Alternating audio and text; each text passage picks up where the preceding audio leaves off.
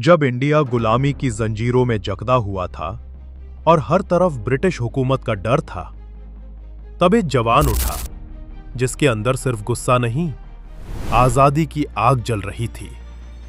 उसका नाम था भगत सिंह। 1907 में पंजाब के एक देशभक्त परिवार में जन्मे भगत सिंह बचपन से ही अलग थे। उन्होंने अपने घर में आजादी की बातें सुनी और छोटी सी उम्र में ही समझ लिया कि देश को आजाद करना ही उनका मिशन है। जब 1919 में जलियांवाला बाग मैसेक्योर हुआ और हजारों निर्दोष लोगों को गोलियों से मार दिया गया, तब यंग भगत सिंह के दिल में ब्रिटिश रूल के खिलाफ एक गहरी नफरत पैदा हुई। कहते हैं वो उस जगह की मिट्टी अपने साथ लेकर आए थे ताकि कभी आजादी की लड़ाई को भूल ना सके। जैसे जैसे वक्त बढ़ा, भगत सिंह का जुनून भी बढ़ता गया। वो सिर्फ एक रेवोल्यूशनरी नहीं थे, बल्कि एक इंटेलिजेंट थिंकर भी थे। वो बुक्स पढ़ते थे, आइडिया समझते थे और एक ऐसे इंडिया का सपना देखते थे जो आजाद भी हो और इंसाफ से भरा हुआ भी। ब्रिटिश ऑफिसर सॉन्डर्स की किलिंग के बाद भगत सिंह पूरे देश में एक सिंबल बन गए, एक ऐसा नाम जिससे ब्रिटिश हुकूमत भी डरने लगी थी। लेकिन उनका सबसे बोल्ड स्टेप अभी बाकी था। 1929 भगत सिंह और बटुकेश्वर दत्त ने सेंट्रल लेजिस्लेटिव असेंबली में बॉम्ब्स फेंके।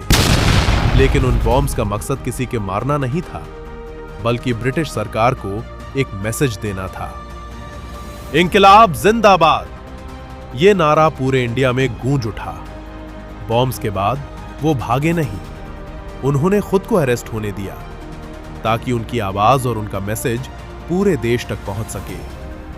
जेल में भी भगत सिंह ने हार नहीं मानी। उन्होंने प्रिजनर्स के राइट्स के लिए हंगर स्ट्राइक की और दुनिया को दिखाया कि एक रेवोल्यूशनरी की ताकत सिर्फ हथियार नहीं, उसकी सोच भी होती है। फिर आया 30 मार्च 1931। सिर्फ 30 साल की उम्र में भगत सिंह, राजगुरु और सुखदेव को फांसी दे दी गई। लेकिन ब्रिटिश एक बात समझ नहीं पाए, वो सिर्फ एक इंसान को मार सकते थे, एक आइडिया को नहीं।